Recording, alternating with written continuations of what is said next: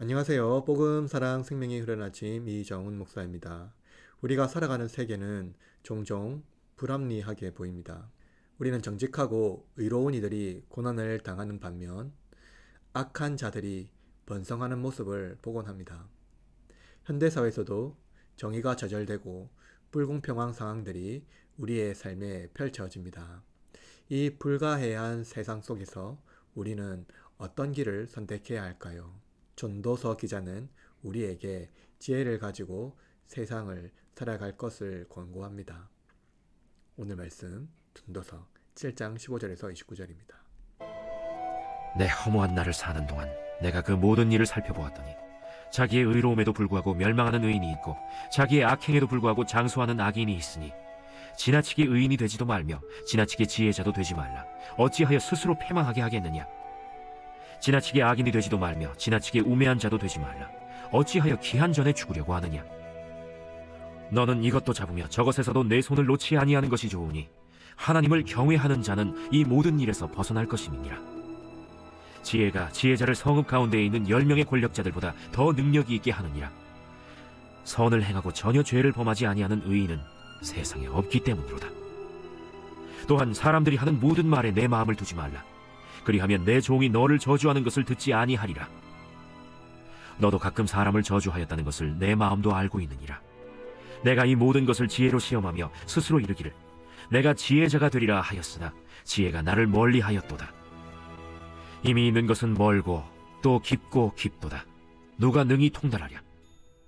내가 돌이켜 전심으로 지혜와 명철을 살피고 연구하여 악한 것이 얼마나 어리석은 것이요 어리석은 것이 얼마나 미친 것인 줄을 알고자 하였더니 마음은 올무와 그물 같고 손은 포승 같은 여인은 사망보다 더 쓰다는 사실을 내가 알아내었도다. 그러므로 하나님을 기쁘게 하는 자는 그 여인을 피하려니와 죄인은 그 여인에게 붙잡히리로다.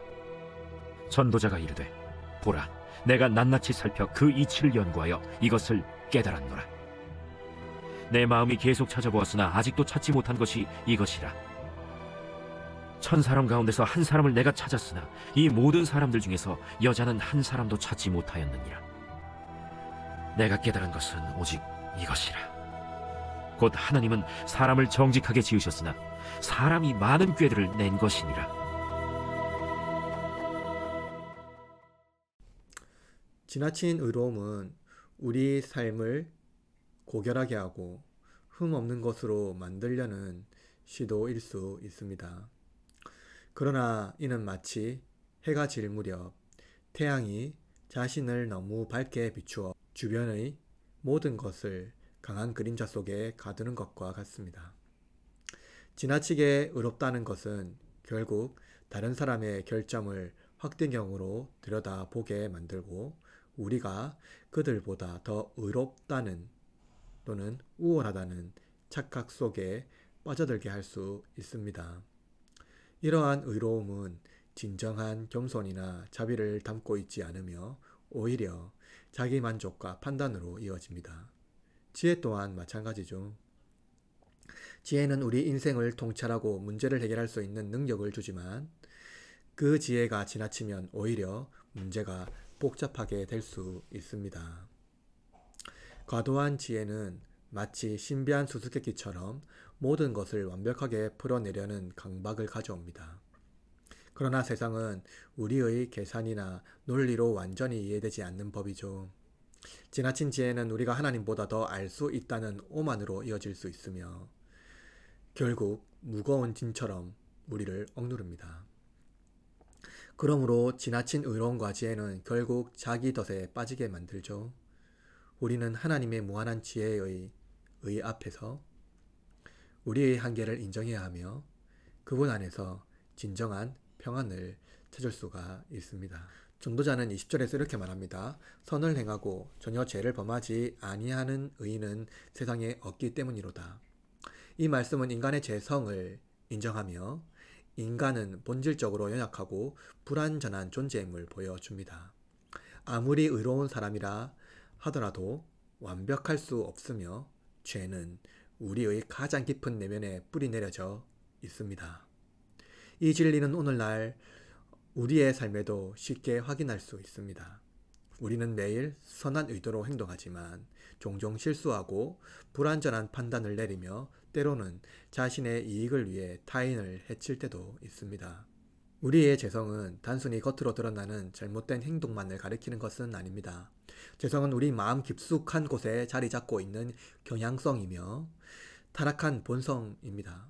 우리는 스스로 의롭다 생각할 때조차도 그 내면에는 자만과 교만이 자라납니다. 전도자가 말하는 죄성은 인간이 본질적으로 선을 행하도록 죄를 피할 수 없는 한계를 가지고 있다는 것입니다.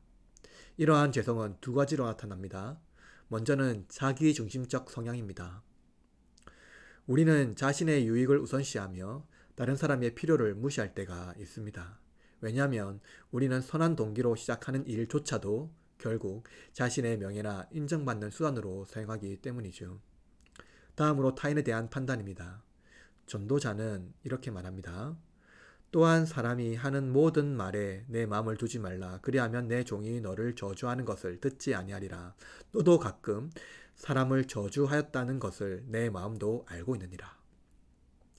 인간은 자신의 잘못을 쉽게 용서하고 정당화하면서도 타인의 실수를 심판하고 비난하는 경향이 있습니다.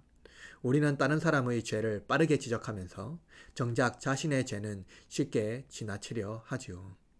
그러므로 전도자는 인간의 지혜의 한계를 지적합니다.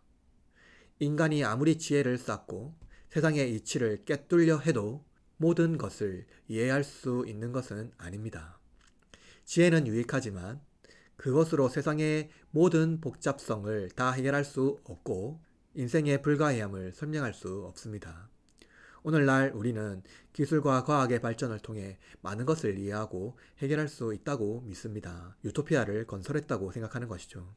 하지만 삶의 진정한 의미나 복잡한 인간관계 속에서 갈등은 여전히 해결되지 않는 미스터리로 남아 있습니다. 과학과 지식이 늘어나면 우리의 문제가 줄어들 것 같지만 지혜의 한계를 깨닫는 순간 우리는 여전히 삶의 가장 중요한 질문에 답을 찾지 못합니다. 전도자는 지혜를 추구하며 삶의 깊은 이치를 깨닫고자 했지만 지혜는 너무나도 깊어 도달할 수 없는 영역임을 고백합니다. 이는 인간의 지혜가 한계에 갇혀 있음을 보여줍니다. 우리는 아무리 노력해도 세상의 모든 복잡함을 이해할 수 없으며 인간의 죄성은 이러한 지혜의 한계를 더욱 강화합니다. 전도자는 또 여인이라는 은유를 통해 죄와 유혹의 강력한 힘을 경고합니다. 유혹이 걸림돌이 되어 넘어지는 사람은 하나님을 경외하지 않고 함정에 빠지게 됩니다. 하나님은 인간을 정직하게 창조하셨지만 인간은 교만과 꾀로 타락하게 된 것이죠. 바울은 의인은 없나니 하나도 없다고 말했습니다. 오늘날 우리는 혼란과 불확실한 세상 속에서 살고 있습니다. 도덕적 기준이 모호해지고 정의가 저절되는 시대 속에서 전도자는 지혜를 통해서 우리에게 기이한 통찰력을 제공합니다.